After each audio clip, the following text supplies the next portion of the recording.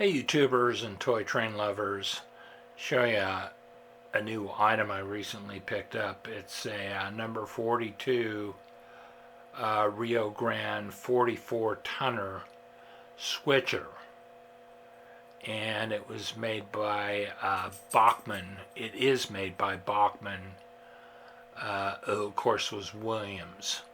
They also make a very similar train.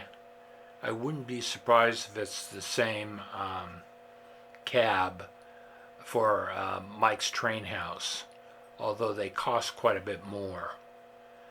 And I've always wanted one of these because this is the first diesel I ever saw in the colors of Sacramento Northern, which was a subsidiary of Western Pacific. And it ran through our town, right through the main streets of downtown on the old trolley track, late at night, and would stop at several sidings and then go out to the industrial park at the airport and pick up full box cars and drop off empty ones. And I remember one time when I was older and driving home late, driving behind it and seeing that they had a flare attached to the back of the box car. So you would see the flare, and they would always run it engine first through town. It wouldn't have been safe to run it backwards. But there was a siding out at the airport that was long enough where they could line up all their cars after they dropped off the empties and picked up the full ones, got them in proper order, and then they would run this locomotive around on the siding and hook up to them and then bring them in the opposite direction, come down the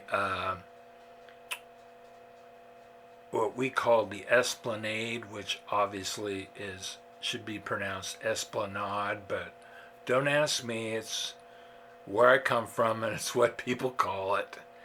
And it would go through the 9-block section of downtown, and there were sensors at every intersection, so the lights would flash, the stoplights would flash red, so you could tell something was happening. It used to scare heck out of the drunks coming out of the bars if it came through town at 2 in the morning. So we heard numerous stories about that.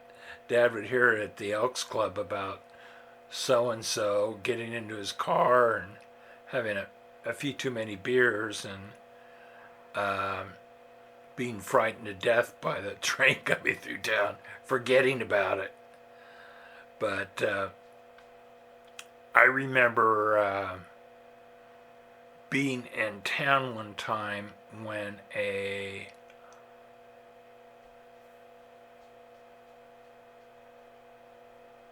I'm trying to remember the type of locomotive. A larger locomotive came through town and for some reason they brought a lot of boxcars to the airport.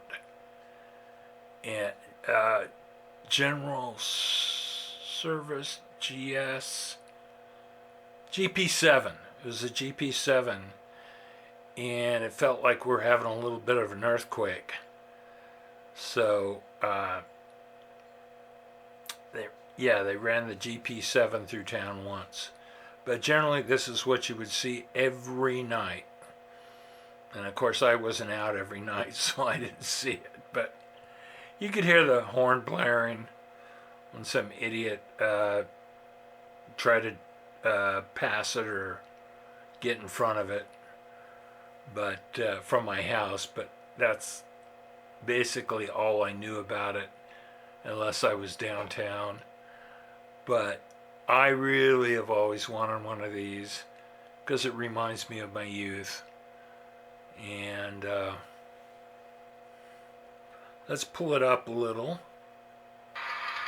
Now I'll tell you something about the model train. It's got a nice sounding, got a nice sound system. See if I can get it to go into neutral.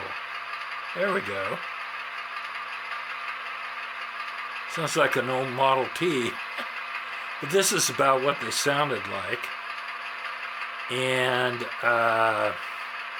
you'll see an engineer figure in the middle and a little horn here on this side. And it's got auto couplers that are not remotely controlled. They're basically like post-war. And it's got a really nice bell and horn that don't like to run on when it's in neutral. So I just found that out. So I'll find out when you'll be able to hear it when I run it around the track. But my only negative comment is it doesn't have a volume control. Although I don't believe it really needs one. It's not too loud and it's not too quiet. But let's send it around the track. Then you'll be able to hear the horn. That's a good sounding horn.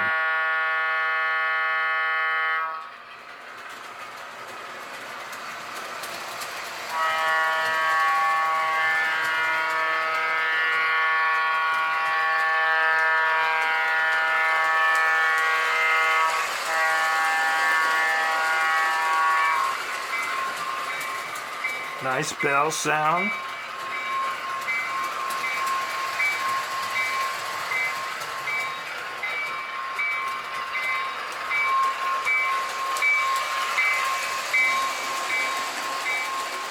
And of course, when this was running through our town, I doubt if it ever went more than 3 to 5 miles per hour. It just sort of crept through town for safety reasons. I think Bachmann did a really good job on the paint, and the shell itself appears to be flawless. Give you a close-up of it. Still getting used to this camera, so I don't want to.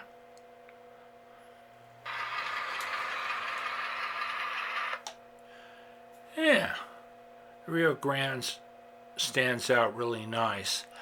MTH makes one in the colors of the train that went through our town, Sacramento Northern, but they got the colors wrong. So I thought, well, they have this one for $200 less. So Cheapy Lance went for the one for $200 less.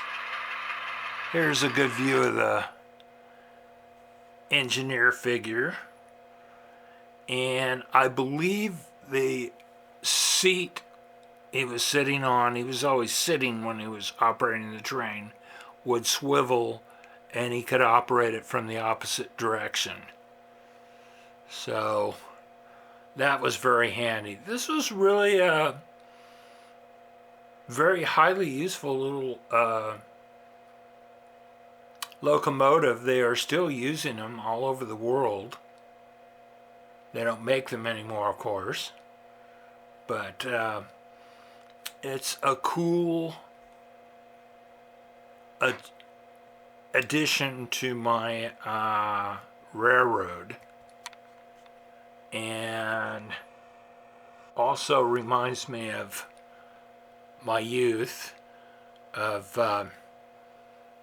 going a couple of blocks ahead of where it was coming and putting a penny on the old trolley track and the train would run over it. Now I'm laughing, shaking the camera, and squish the penny so it looked like a big pancake. My mother had told me she did that as a kid in front of the trolleys. Obviously, I never ran in front nearby in front of the train, and my father made me swear I would not jump into the box cars because a boy had tried. I'm sure a lot of kids jumped into those box cars. They were going so slow, but a boy had tried and lost his legs. So, not a good idea to play with trains like that, with real trains. So anyway, here's my cool little Rio Grande. I'll have to think of a good name for it. And thank you for watching. And once again, this has been a Big Lizard production. Bye-bye.